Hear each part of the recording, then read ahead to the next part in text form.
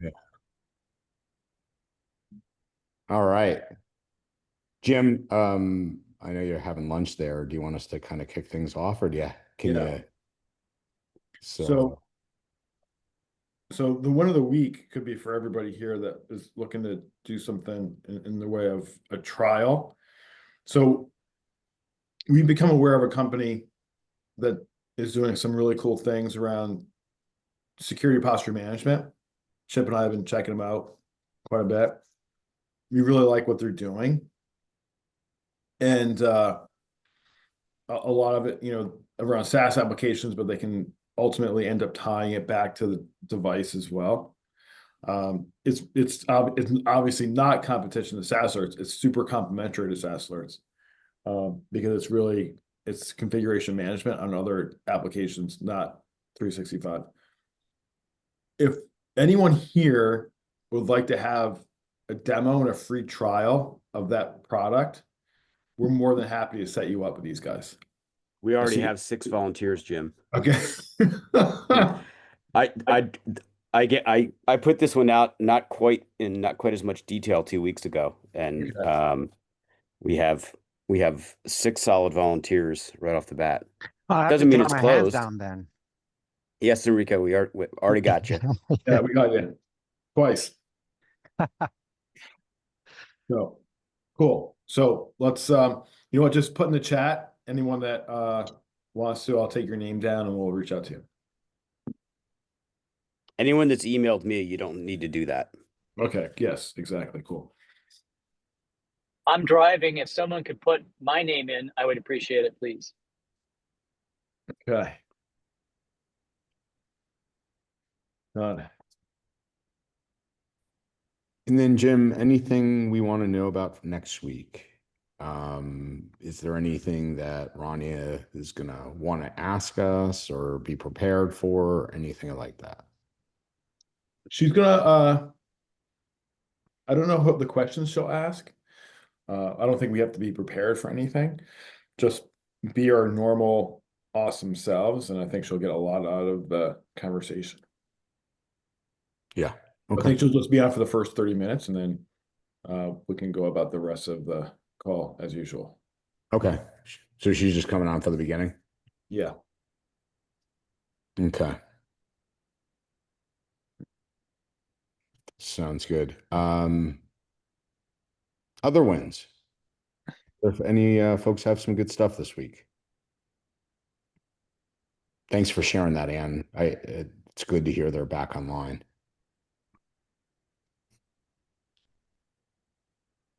Andrew, while people are thinking about the wins they want to discuss, I did notice that in the wake of our Monday call, it was almost as if Ingram heard us because they began communicating on a regular basis. After the critique, for lack of a better word, of how they'd handled it up to that point. Yeah. So way to go. Yeah, they sure did. It's one of the things I got in today's notes. And I'll share everybody. If you didn't see the cyber call, share Chip was awesome on it. And we had Calvin Engen. He was great.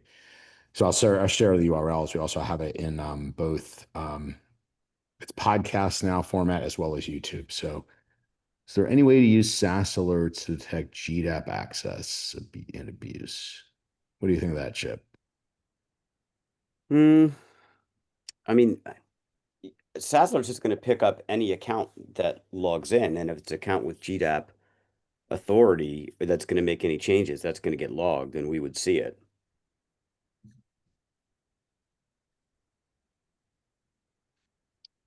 In relationship to the Ingram.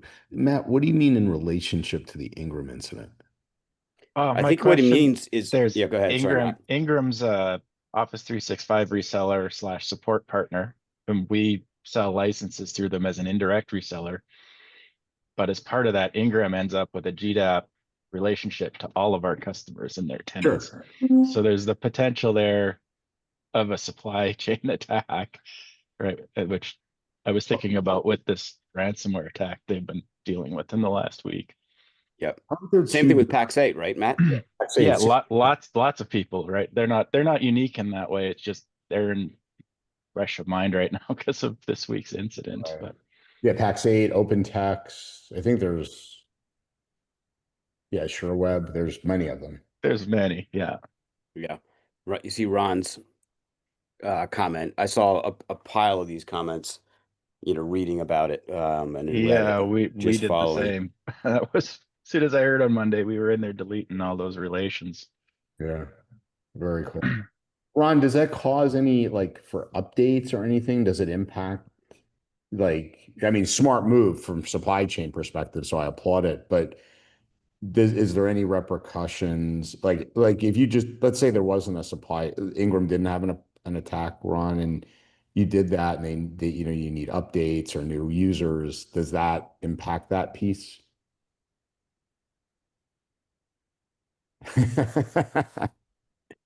Okay, fair enough.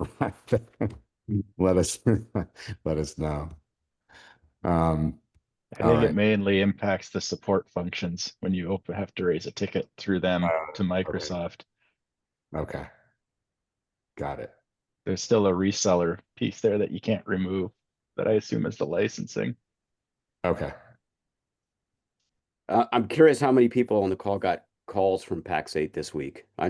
Oddly enough, I did, from a PAX 8, NCA's person looking to see if I needed to services from PAX 8, which is ironic because I don't have an MSP anymore, but I guess I'm still on the list somewhere. Yeah, that'd be interesting. Any They folks, jumped all over it from my perspective. yeah. Any calls that you all got? I did not. Well, you're blacklisted, Gary.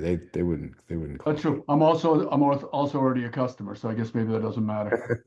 Are you talking about the collections department or what calls? you. I get those all the time. Okay. Any others? Any good stuff? No? All right. Let's move on here. Miss Amanda, you with us? I am, yes. All right. Let me share my screen. Just a couple of enhancements for Respond to show today. Can you all see Analyze right now? Analysis? All right. Yes. So, typically when you have an MSP user and they come to this screen and they want to be able to click the view rule trigger, or they're in your ticketing system and the respond rule item that was the ticket that was created includes the link for the respond rule trigger, the MSP user cannot access this because it's been only available for MSP admins. Now MSP users will have a read-only view, so they'll actually be able to click that button or click the link and they'll be brought to the trigger page so that they can see all the events that were accumulated and what happened and why it was triggered, so that that's not a black box for them any longer. That's the one thing to actually show. The other thing that we've done is we've updated the description for remediation failed and remediation failed reminders. Those will both now include why it failed. So you will have an indicator in the reminders what the original issue was, why it's failed. And those are my updates for this week on Respond. Okay. Any questions for Amanda? Okay. Quiet group today this week here, Chip. What's going on? It is. All right. I So thought we may I have to thought go we back. had the boss in today, so that's why I programmed myself this morning at meditation to be in best behavior. Because Jim's here? No, new boss lady. Oh, I yeah. got my dates mixed up, so I programmed myself to be in best behavior. No need Enrique, to we program. don't want you on your best behavior next week. We want you to be Enrique. Yes, exactly. Okay, so We I need want to you do to my show. We beard. want you to fly all your colors, Enrique. Too funny. All right. So really good. I thought this week's cyber call was great. Chip came on. We discussed a few things that were timely. Obviously, we discussed the Ingram um,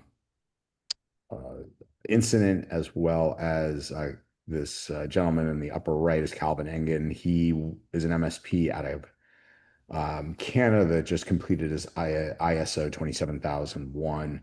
So knowing Chip had gone through that in SaaS alerts at a much different scale, mind you. Chip did it at about 30 employees. F12 is about 400. But it was a really good call to understand at different scale, Chip, like you did it at 30 employees and even talked about why an MSP should even, a small MSP should consider that journey out of the gate. But it was, I think, really insightful for what it did for their culture, their process, how they spoke to their customers and prospects. Any takeaways from you? Yeah, I think that Calvin's experience reinforced my belief that it's never too early to start the journey on a framework like ISO. Even if you've not even done a SOC 2 yet, it's going to lead you there. He had a very similar experience to us in the sense that for them it was about a process of discipline and just beginning, downloading the ISO framework, which you have to pay for, although there are ways you can get it without paying for it. Um, Getting a hold of the ISO framework and just beginning to slowly implement and chunk at it piece by piece. And what starts off as something that feels very, very opaque and almost mysterious sort of begins to reveal itself and make logical sense how the different control groups and controls individually reinforce themselves, and just how much information there is out there right now that you can pull down for, templates for policies and everything else under the sun. And it's even easier now than it ever was. In fact, I just had a meeting this morning with our compliance officer, and he needed a new template um, for a part of our CMMC2 certification audit that we have coming up. So I went to Grok 4 and asked it to produce a template and did it in about 13 seconds. Popped it into him in Teams and said, "Here you go, bud. Run with it." And compared it to some others, and it's flawless. So the process is getting much, much easier. And I definitely would continue to recommend to our MSPs that they pursue that journey because it pays dividends. We talked about cost, which was interesting. I think, Calvin expressed that it was definitely a six-digit project for them. I don't know, there's a lot of room between 100,000 and 1 million, so I don't know how much they spent. But for us, it was nowhere near that kind of cost. It was half of that six-digit number, even under that. So there are ways of going about this economically, and it really does pay dividends. Calvin agreed it pays dividends for their organization in terms of their go-to-market message, the credibility with their customers. It really changes the relationship when you have vendor questionnaires come across. So it's definitely a worthwhile exercise. Yeah, I agree. All right. Chip, did you see this? I forgot to ask you about this. And I did not. yeah, this is a fun one. And if you guys don't know about this, you may want to check your Intune settings because in the most recent Microsoft update to Intune, they were all blown away. So I don't know if has anybody checked their Intune settings recently, and has anybody come across this?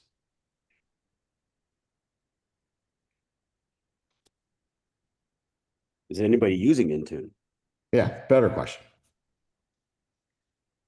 Very little, but we're getting there. I'm shocked. More We people are. using Intune. You are, Enrique? Yeah, since we upgraded everyone to business premium in March, we started. You might want to check your settings if you did an update. Is Adam on the call? Adam Steinhoff, are you with us? Yes, I'm here. Have you heard about this at all? You or Alex or anybody on your team? I've been out on PTO in the jungle for the last week or so, so no, this is news to me. If Yeah, you had well, a I'm sure solar system out there with you, you would have known all about this, Adam. I would have that and Starlink and some mosquito spray. Just quick question. If we have drift, we have our policy reapplying every hour. policies reapplying every hour. So if we have drift set up and it reapplies, I think we would be covered. But I'm definitely going to check Yeah, into just it. check a few for me, Enrique, because yeah, like Microsoft basically said, yeah, sorry. Um, that was their answer. We're going to try to help, but they're gone. So it looks like if you only did the update, because, and I guess it's nice that they said sorry. Yeah, right, Yes.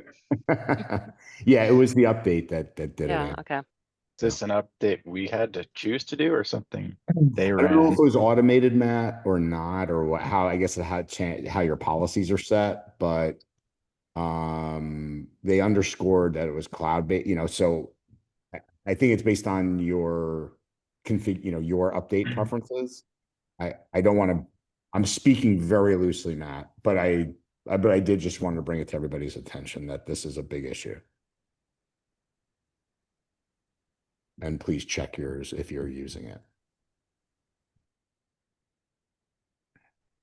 Okay. Wanted to bring this back up, Chip. I know Ben started banging on the keyboard before the last call even ended. Any thoughts on the direct send, or is that still in process? And where was that?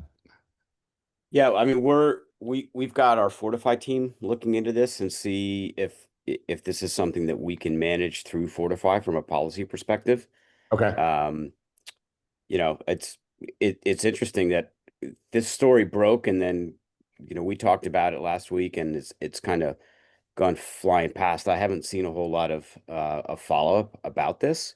Um, it, it's still one of those fascinating things in the Microsoft universe where I'm surprised we still come across things where Microsoft responds says, "Hey, this is a feature, not a glitch."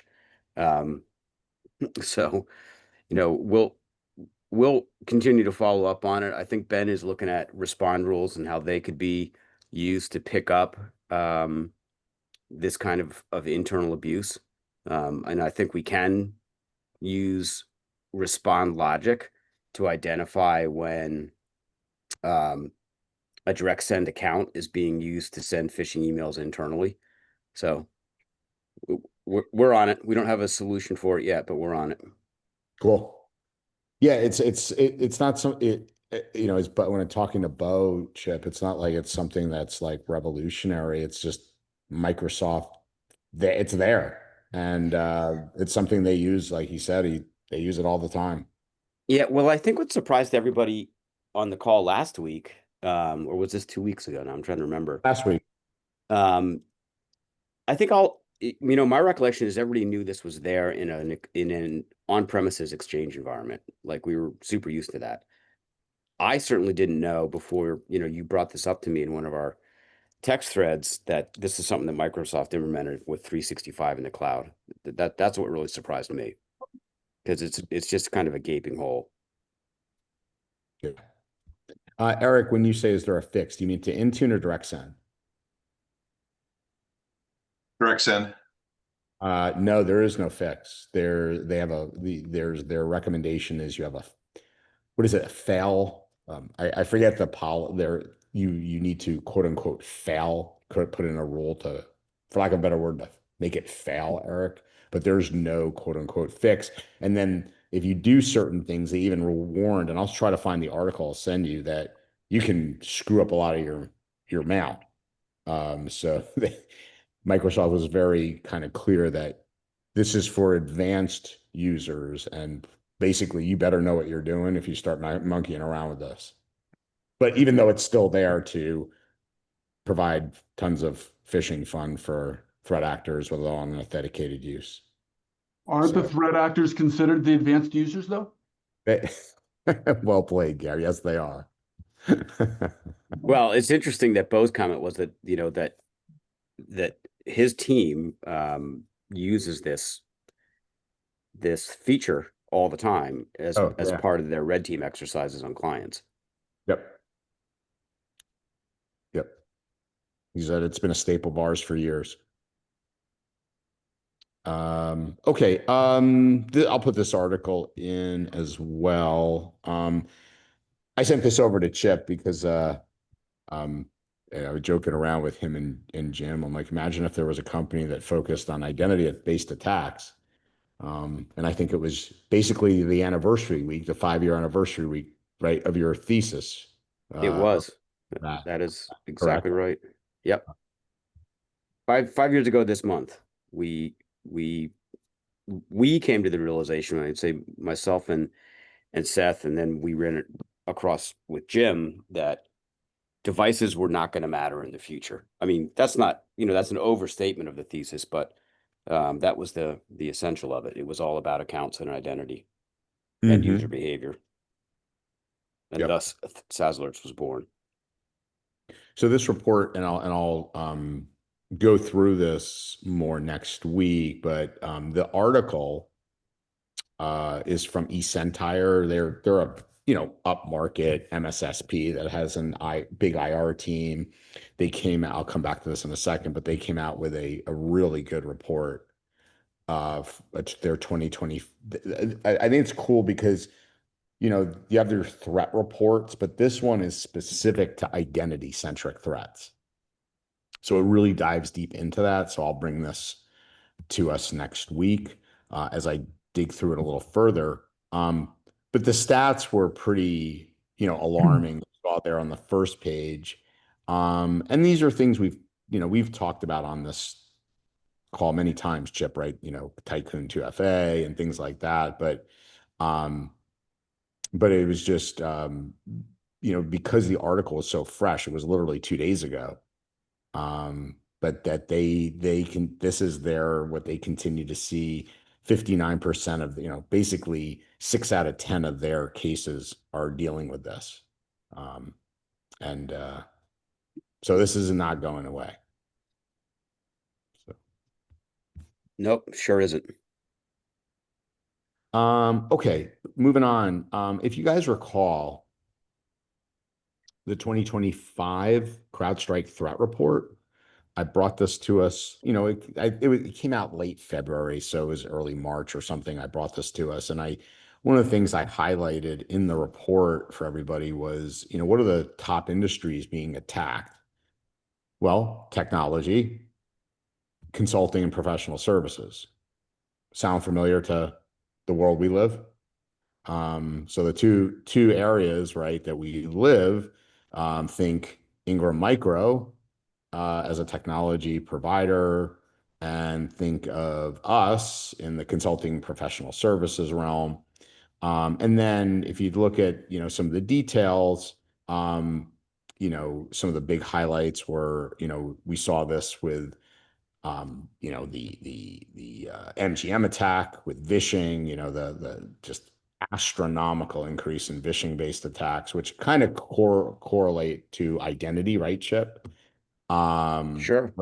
Hand in hand.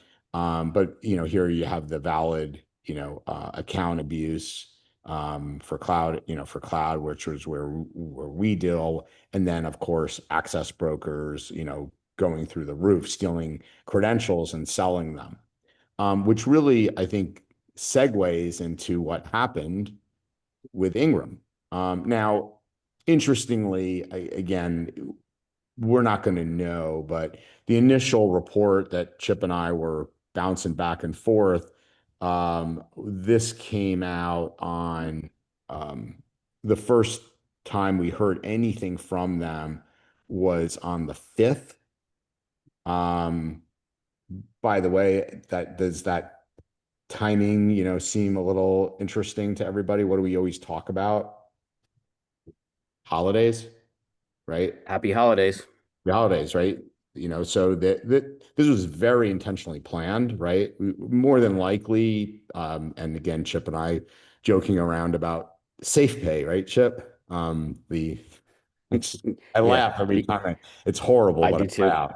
It's great. Hey, we're your friend Black Hack, ransomware group. It's safe to pay us. Exactly.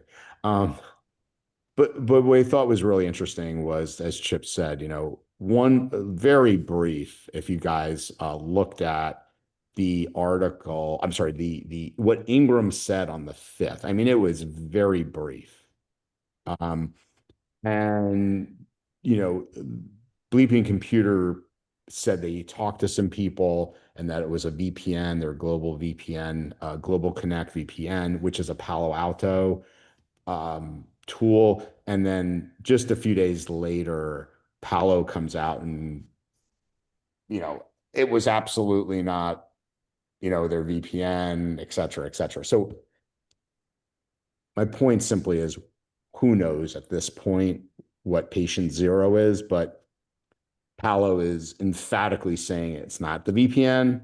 You know, so I'm sure more to come. But as of the 5th, when we started the cyber call, which was the 7th, yes, the 7th. Yep. Chip and I asked Chip and I asked the folks on the cyber call, well, okay, enough. Is this enough? Chip, I'll let you share. Calvin, as an MSP, said no. Meaning he, as a company that's gone through ISO and SOC, and he certainly validated that you have to be careful with your communication strategy. But he's like, if Ingram is my distie, help me know more. What do you recommend I do? Help me have a plan. When's the next update coming? And then, so Chip, what were your thoughts on Calvin's response, and what were yours at that point? Because this didn't come out until later in the day, like we said, after we had commented. Yeah. This came out late in the day on the 7th. Well, I understand Ingram's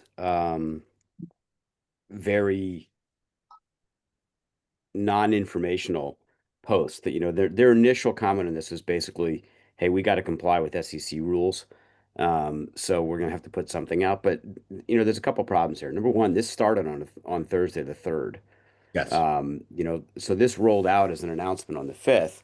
And the criticism that I had on Monday's cyber call was that there wasn't regular communications here. So, there should have been their initial statement on the 5th, probably followed up by something else later on the 5th and on the 6th and on the 7th. I mean, part of what you learn when you have a crisis and when you develop a continuity plan, an operations continuity or business continuity plan, is that communications is key.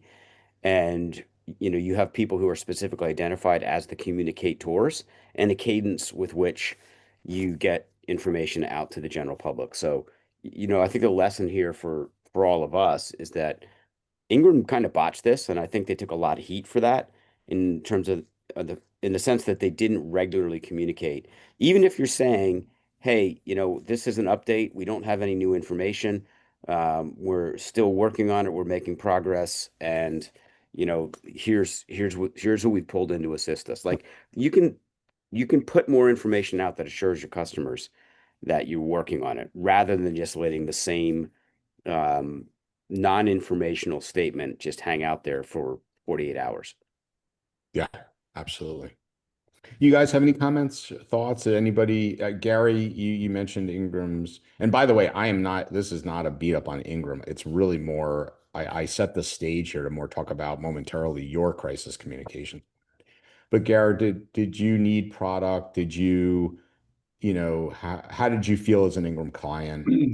Well, we've been coerced and pushed to buy our Dell workstations through them against our preference. So yeah, it puts a damper on our communication and our ability to do some business. Fortunately, given the timing, it wasn't horribly disruptive, but discerning, very concerning about it.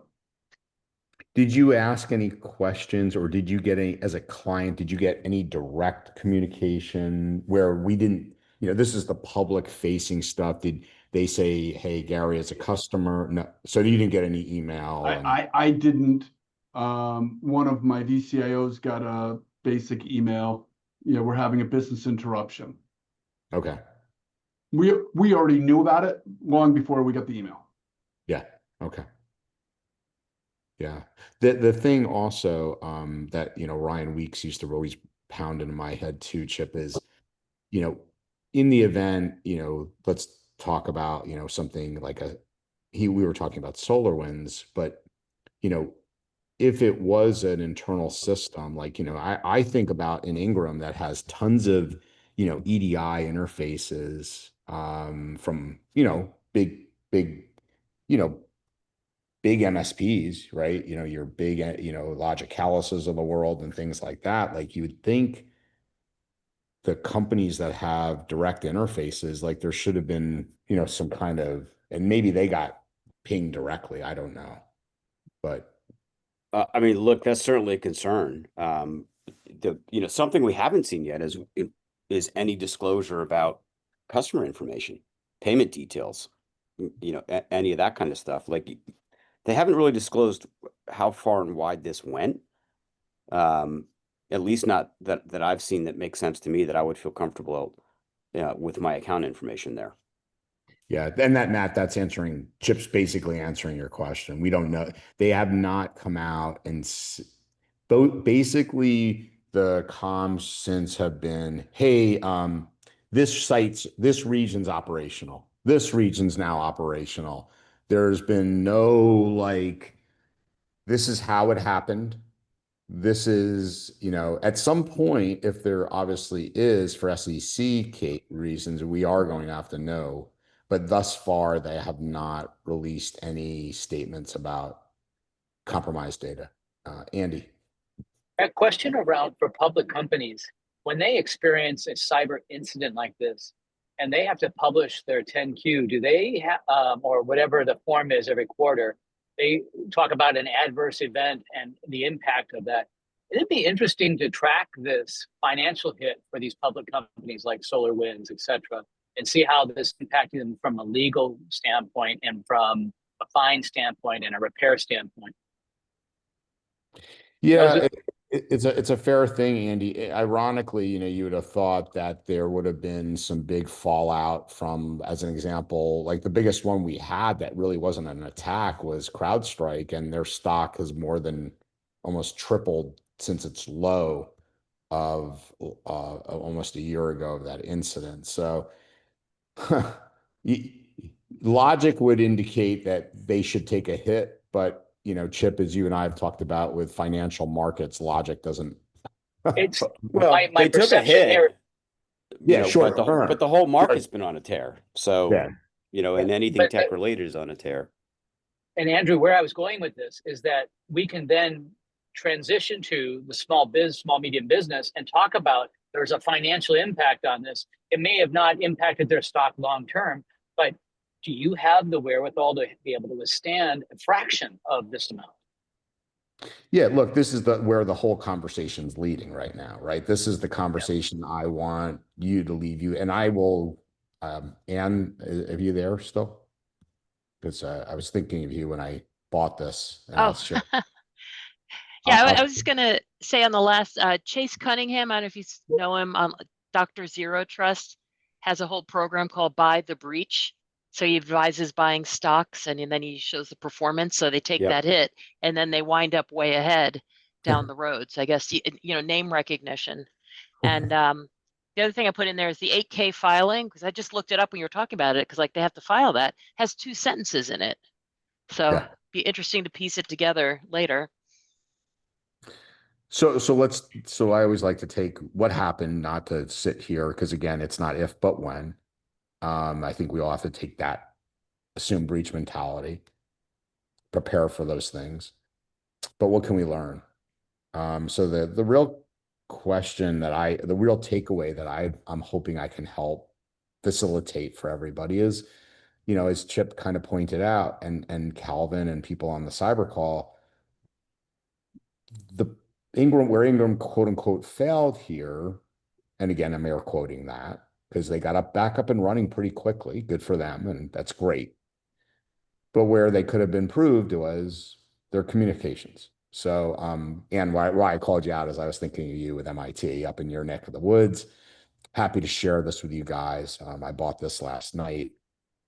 And it's very simple, very straightforward, but the reason I wanted to show this is because and I'll go back to the slide deck in a second to make it simpler. But ironically, Andy, I know you're driving, but literally the opening part of this crisis communication is brings up CrowdStrike. And they literally walk through this, that, the CrowdStrike, they talked about that the outage and the comms, the comms were good, right? They were right out in front of it, and they said, this is what happened. The part that they point out is great. They were completely transparent, very upfront. However, the lasting effect, it took some companies 2, 3, 4 weeks to get back up and functional to their full capacity based on how well they were or were not prepared. So, so that's what I wanted to kind of chat with everybody today is how good is rhetorically, how good is your crisis communications plan? And this document does a really good job talking about, first, what are the 4 factors that affect crisis comms? And I'll walk through those, and then how to put, what are the key pieces to put it together, and I'll wrap it up there for today. And then if you'd like, again, I can share this with you all, and we could talk about it more. I think it's a really good exercise to go through. But the first one, and again, not that this is like you guys are sitting here going, my gosh, this is revolutionary, Andrew. But I think they do a real good job simplifying it, which is times of the, part number 1 is to recognize that times of the essence, right? Especially, if you guys, and this is, you've heard me say this time and time again, the conversations you should be having with your customers and prospects isn't about cyber controls and things like that. It's how do you make money? Talk to me about your largest customers and talk to me about the contractual obligations you have to them, because this is where the rubber meets the road. Do you have breach notification? Do you have data handling requirements? What did you sign? Because what we find is most MSPs don't have that conversation. And that's a compelling conversation, because if you do have an incident, if your client does have an incident and they don't have this ready to go and they don't know what their contractual obligations are, that's their risk to their revenue. Thoughts on that, Chip, by the way, before I move on? It's absolutely, opening point is number 1. I mean, thankfully, we haven't had to deal with this much in the SaaS universe.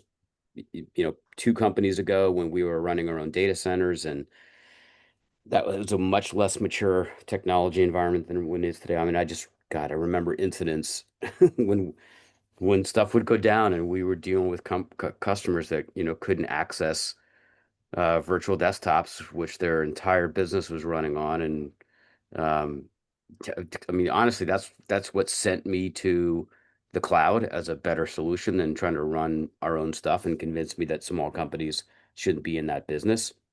But good Lord, do I remember those, when we would have a situation, how crucial it was to get out in front of it. I mean, the best thing you can do is be on the phone with a customer before they even know something's wrong. Yep. Which goes into part number 2, which is your training to your people.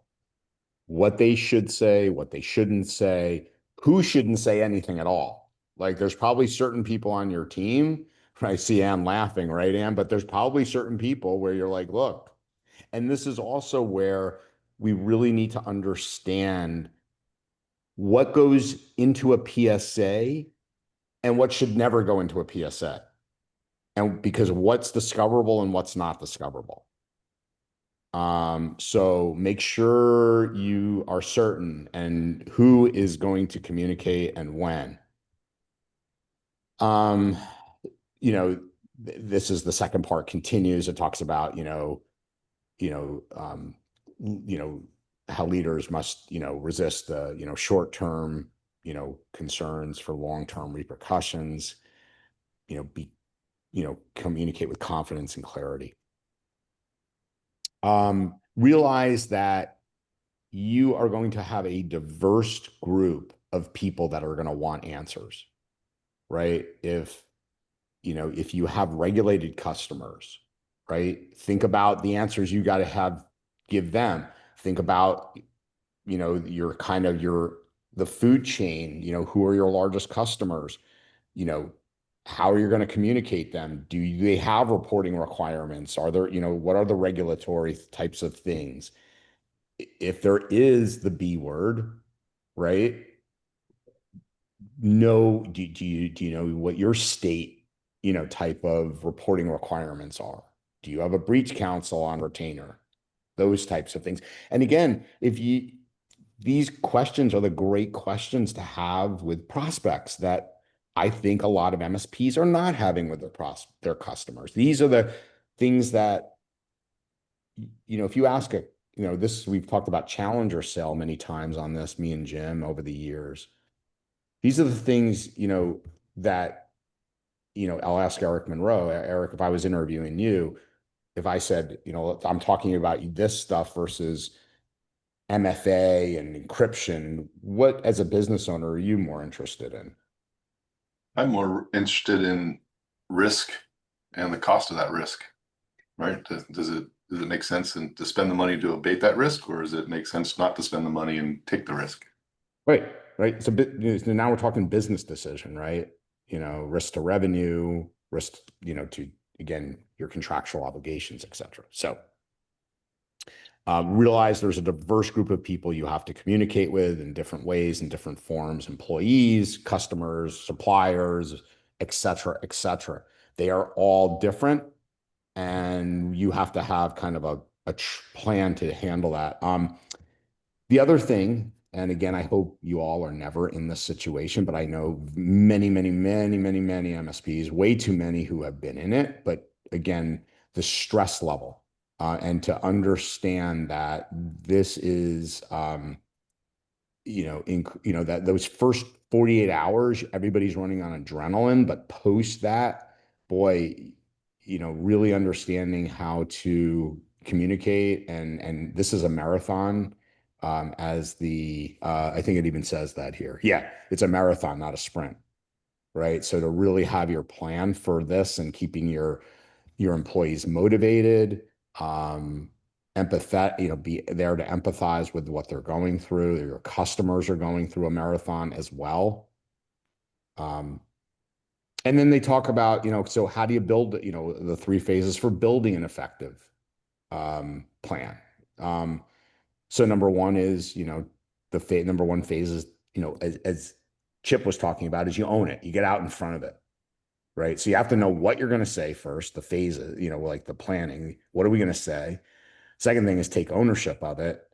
And again, understand, what you say and don't say. This is why I think it's so critical to invest, find out if you have cyber insurance.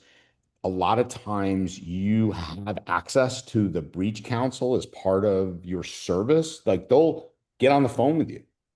They'll help you. Like, most cyber insurance organizations want you to be proactive. And if you call them up and say, hey, look, I really want to get ahead of this. I want to work on my comms plan, this, that. Can I talk? Do you guys have services and things like that I can walk through and talk to people? Eric, great point, Eric. Can you tell us why you brought that up? Yeah. So, until you can define what the company policy is, you can't define the requirements, right? And so if you define the policy of who needs to be talked to, then you can define the requirements on how you're going to talk to them and what you're going to say to them. Yeah. What are your incident handling, incident management, business continuity, which, and then crisis communications with that. And by the way, we've seen over the last few years, again, I know this says, this report is crisis communications.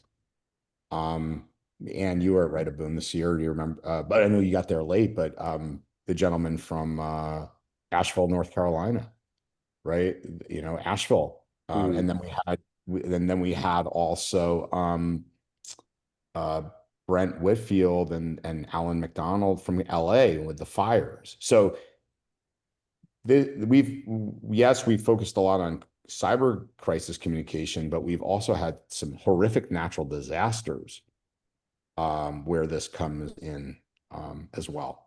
So phase 2 is, how we're going to engage with our stakeholders, our customers, and yes, this is uncomfortable, but again, if we don't have a plan, winging it is not a good option. So again, know how we're going to communicate with the stakeholders. It goes into, here's the point, Chip, why I highlighted this, what you brought up about Ingram and what Calvin asked, this regular drumbeat of information. And then they even talk about down here, which I thought was really good. So like, and God forbid, or, one of your customers and you're helping advising them and they got a lot of customers. They even said, hey, look, come up with an FAQ, get it up on a website, right? Put it out there. So, on the header of the website, they could, clients could easily go, you could get ahead of it, send the clients emails. Hey, this is, these are the FAQs we're getting, et cetera, et cetera. Yeah, I was gonna chime in when Rackspace melted down a couple of years ago. That's what we do. We had to do updates. We couldn't email people, so that was kind of a savior for us to have updates on our website of kind of following this practice of trying to do regular updates. A status page Yeah. goes a long way. Yep. And then, I like this last piece, which was commit to the path forward. Like, again, Chip and I forget, it was, sorry, I'm drawing a blank on the company that did a great write-up, Chip, about 1.5 years, 2 years ago. We really liked it. It was, I can picture their their stock symbol too. They were, bear with me 1 second if I can find it. Darn it. Bear with me, guys. Let's see if I can find this. They did a wonderful job. This is someone who had an incident, Andrew, and Cloudflare. Cloudflare had an incident. Oh yeah. Yep. Their post-mortem was awesome. Came out, here's what happened, like end to end. And this is our post-mortem. This is how we're going to go forward. But the point of this was here is when you say all those things, make sure you follow through. Because if it's like, again, oh yeah, we're going to start putting MFA on, let's just say the thesis about Ingram, again, this is what was reported. It was a VPN. Again, don't take this literally. This is what was reported. It was a VPN without MFA. If they go, well, we're implementing MFA across the board on our VPNs, or we're replacing it all with ZTNA, and God forbid it happens again, what this point is boy, that you're done. That's where your credibility just gets absolutely tossed out the window. Yeah, you better not get burned by the same process or technology flaw twice, because you won't recover from the second one. Correct. That was really the point, Chip. So, do you guys want me to share? Yeah, Sam, have a great one, man. And do you want me to share out that report with everybody? You guys like that? Yeah, I just make the comment, Andrew, that that'd be great. Over the 2 years we've been doing this call, I can't think of a time when we had one of our partners on the call share that they themselves experienced an incident. But we've had lots of situations where their customers did, and sharing this information with your customers and helping them build that communications plan, giving them a template to go around it, because they all have people they have to communicate to. Like, you guys have reported lots of different incidents over the what's our edition here, Andrew? 106 or something? What was So Chip, you talked about, I was on a call with Galactic yesterday, and they're talking about communication and your own planning. And they had a partner, I think they were up in Maine, where they themselves weren't necessarily breached, but one of their pseudo customers was using their data center on their way out. They were breached, but were sucked in. And his most important point was, other than, keeping your ducks in a row and everything documented, he called every one of his customers to make sure, get out in front of the communication. You're going to hear this. Here's my side of it. I'm really just sucked in because of the lawyers don't know what they're doing. I've already been told we're in the clear, but it cost his insurance company $1 million for the settlement. But that communication can't be stressed enough. Yep. Define the narrative before it defines you. 100%. Yeah. Thanks for sharing that, Gary. Ben Chip, I sent you that report to maybe put in Discord or whatever, wherever is best for everybody to get it. Yeah, that's probably the best place to do it. Okay. Oh, well, we're at time. we are. Yes. Have a great week, everybody. Be safe, and we'll Have a see good you week, all. soon. Yeah. Good week. See you, everyone. Stay safe. Bye bye.